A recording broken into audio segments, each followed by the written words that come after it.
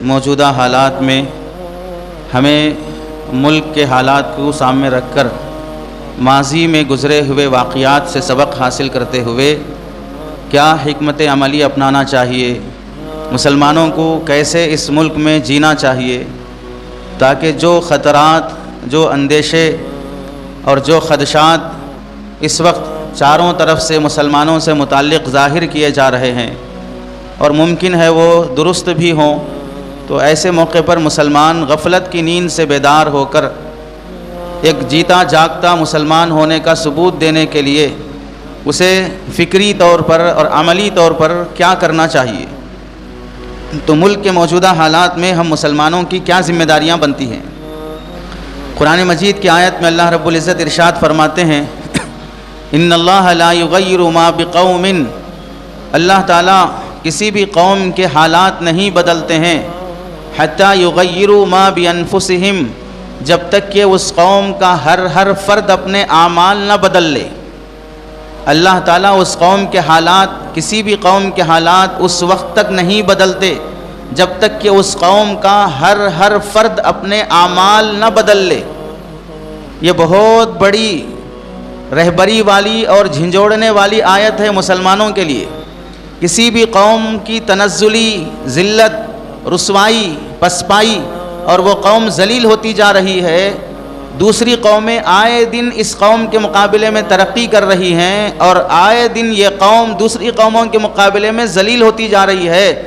تو پھر اس ذلت سے بھری قوم کو نکالنے کے لیے اللہ تعالیٰ ایک رول اور اصول بیان فرماتے ہیں کہ میں تمہیں اس وقت تک نہیں ترقی دوں گا، تمہارے حالات بدتری سے بہتری کی طرف اس وقت تک نہیں آئیں گے جب تک کہ تمہاری قوم کا ہر فرد اپنے اعمال درست نہیں کر لے گا۔ اور یہاں سے ایک بہت بڑی غلط فہمی کا بھی اللہ نے ازالہ کر دیا۔ ہم سب لوگوں کا عمومی طور پر ذہن یہ ہے کہ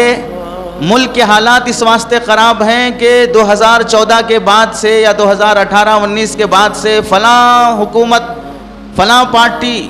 حکومت میں آئی ہے، اس کے بعد سے حالات خراب ہو گئے ہیں۔ اگر اس حکومت کے بجائے فلاں حکومت ہوتی تو پھر یہ حالات نہ ہوتے۔ فلاں ڈسٹرکٹ اور فلاں ریاست میں فلاں تشدد پرست اور فرقہ پرست لیڈر حکمرانی پر آ گیا،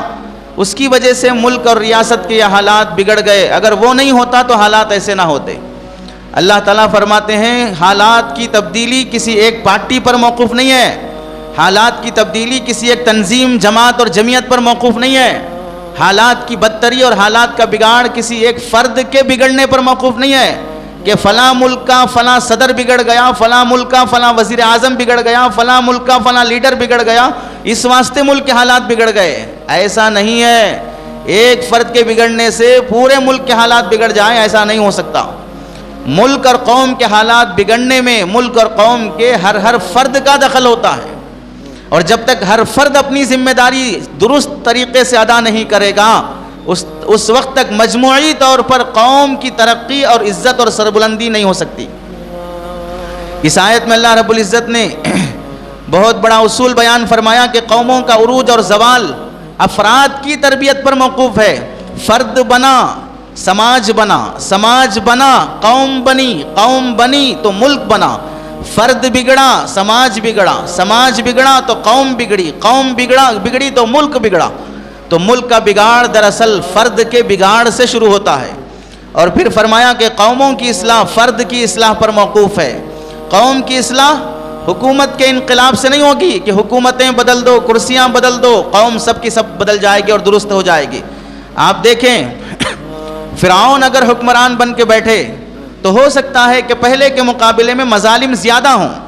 اور اگر فرعون کے بجائے حضرت حسن بصری رحمۃ اللہ علیہ حکمران اور پرائم منسٹر بن کر بیٹھ جائیں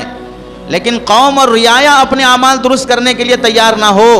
تو پھر کیا فرعون کے بجائے حضرت حسن بصری آ جانے سے قوم کے حالات بدل جائیں گے؟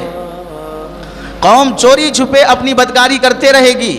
جب تک قوم یہ ارادہ نہیں کرے گی، ہر فرد یہ ارادہ نہیں کرے گا کہ میں اپنی ذمہ داری پوری کروں،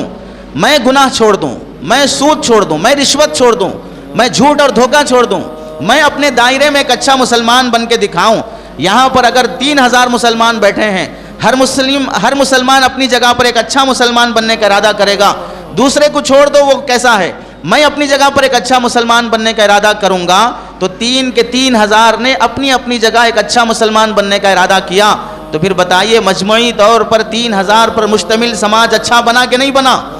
لیکن افسوس یہ ہے کہ 3000 میں سے ہر فرد بقیہ اپنے علاوہ 2999 کو سدھارنا چاہتا ہے، خود سدھرنا نہیں چاہتا ہے، خود بگڑا رہنا چاہتا ہے، اپنے علاوہ بقیہ 2999 کو سدھارنا چاہتا ہے، اور ہر شخص دوسرے کو سدھارنے کی فکر میں ہے، خود سدھرنے کی فکر میں نہیں ہے۔ تو پھر قیامت کی صبح ہو جائے، حضرت حسن بصری رحمۃ اللہ علیہ نہیں بلکہ کوئی دوسرا پیغمبر بھی آ جائے، تو پھر قوم کا بگاڑ وہ اپنی جگہ پر 100% محنت کر کے جائیں گے، ذمہ داری پوری نبھائیں گے، لیکن قوم اپنی بدتمیزی سے پیچھے نہیں آئے گی۔ آپ دیکھ لیں اللہ رب العزت کا نظام الہی کیا ہے کہ اللہ تعالیٰ کسی بھی سماج کو بنانے کے لیے بنیادی سنت کیا اپناتے ہیں، اس کو مثال سے سمجھیں۔ آپ آم کا باغیچہ، پھولوں کا باغیچہ، امرود کا باغیچہ بنانا چاہتے ہیں تو پہلے سے کسی شہر میں یا گاؤں میں باغیچہ موجود ہے، وہاں گئے اور پھر اس کے بعد اس باغیچے کے جھاڑ اکھاڑ لیے یا اس باغیچے کی ٹہنیاں توڑ لیں، اس باغیچے کے آم اور پتے توڑ لیے، پھر اس کے بعد لا کر اپنے گاؤں میں وہ پتے، وہ ڈالیاں، وہ پھول اور وہ درخت کی ٹہنیاں وہ گاڑ دیے، اس کے بعد باغ بن گیا۔ ایسے ہوتی ہے ترتیب؟ یا آپ آم کا باغیچہ اگانا چاہتے ہیں تو پھر آم کی چھوٹی چھوٹی گٹھلیاں لیتے ہیں، ایک گٹھلی سے ایک درخت اگا، درخت پر 10 آم لگے، پھر اس آم کی گٹھلیاں نکلیں، پھر وہ 10 درخت بنے، پھر ہوتے ہوتے ایک گٹھلی سے ایک باغیچہ بنتا ہے۔ باغ سے باغ نہیں بنتا ہے، گٹھلی سے اور بین سے باغیچہ بنتا ہے۔ ایسے ہی قوم کی اصلاح قوم سے نہیں ہوتی ہے، قوم کی اصلاح ایک فرد سے ہوتی ہے کہ میں ایک سدھر جاؤں اپنی جگہ پر تو ممکن ہے میری طرح دوسرا بھی سوچے گا کہ ہاں میں بھی سدھر جاؤں گا، تو اس طرح ہر فرد سدھرے گا تو قوم پوری کی پوری سدھرتی ہے۔ اور آپ دیکھیں اگر بالفرض ہم نے یہ سمجھا کہ حکومت بدل جانے سے ملک کے پورے حالات بدل جائیں گے اور ہم اپنی جگہ پر نہیں بدلیں گے، تو اس کی مثال ایسی ہوئی کہ اس وقت جس کو جیسا پاور ملا ہے اپنے پاور کے لحاظ سے وہ ظلم کر رہا ہے، اور ہم میں سے کسی کو اس لیول کا پاور نہیں ملا تو اس لیے ہم اس لیول کا ظلم نہیں کر رہے ہیں، لیکن اپنے لیول میں جتنا ہم اپنی چلا سکتے ہیں، اپنے ایج اور اپنے اسٹیج میں ہم جتنی غنڈہ گردی کر سکتے ہیں وہ اپنے حساب سے ہم کر رہے ہیں۔ تو پھر اگر ایک ظالم حکمران ہٹے گا تو پھر دوسری پارٹی جو آئے گی وہ اپنے دائرے اور اپنے اسٹیج کے حساب سے ظلم کرے گی۔ ظالم بدلے گا، ظلم کی کرسی نہیں بدلے گی، ظلم نہیں بدلے گا، ظالم کی شکل بدلے گی بس، کہ پہلے وہ ظالم تھا اب یہ دوسرا ظالم ہے، لیکن ظلم سماج سے ختم نہیں ہوا۔ اس واسطے کہ سماج کے ہر فرد میں اپنے دائرے میں ظلم پایا جاتا ہے، سماج کا ہر فرد اپنے دائرے میں ظلم کر رہا ہے، لیکن اپنے اپنے حساب سے ظلم کر رہا ہے۔ مثال کے طور پر چھوٹے سے کرانہ اسٹور میں کام کرنے والا وہ اگر چوری کرنا ہے تو کتنا چرائے گا؟ 1 کروڑ چرائے گا، 10 لاکھ کی چوری کرے گا، اپنے حساب سے کرانہ اسٹور میں 100 روپے 50 روپے کی چوری کرے گا۔ اب اگر کوئی شخص بڑے شاپنگ مال میں ہو وہاں 10 روپے 50 روپے کی چوری کرے گا، اسے بھی شرم آئے گی 10 روپے کی چوری کرتے ہوئے، وہاں وہ 10,000 5,000 کی چوری کرے گا۔ اور اگر اس سے بڑے ڈپارٹمنٹ میں ہو جہاں پر لاکھوں اور کروڑوں کا ٹرن اوور ہوتا ہو تو پھر وہاں پر لاکھوں کے حساب سے چوری کرے گا۔ اور اگر کوئی شخص ملکی پیمانے پر ہو تو پھر وہ ملینوں میں چوری کرے گا، لیکن ہیں سب چور، اپنے اپنے کیٹیگری کے چور ہیں۔ اور اگر کوئی چور اپنے دائرے میں سے 10 روپے کی چوری کرنے والا اپنے 10 روپے کی چوری سے توبہ نہیں کرے گا تو پھر کروڑ روپے کی چوری کرنے والا اپنے کروڑ روپے کی چوری سے توبہ کر لے، یہ کیوں امید لگا رہے ہیں؟ تمہاری کیپیسٹی 10 روپے کی چوری کی تم وہ چرا رہے ہو، اس کی کیپیسٹی 1 کروڑ کی چوری کی ہے وہ چرا رہا ہے، اور کسی کی کیپیسٹی پورے ملک کو لوٹنے کی ہے تو پورے ملک کو لوٹ رہا ہے۔ لیکن ظاہر سی بات ہے ابتدا جہاں سے ہوئی ہے، شروعات جہاں سے ہوئی ہے، اس کو بدلنا پڑے گا، تب جا کے ملکی پیمانے پر تبدیلی آئے گی۔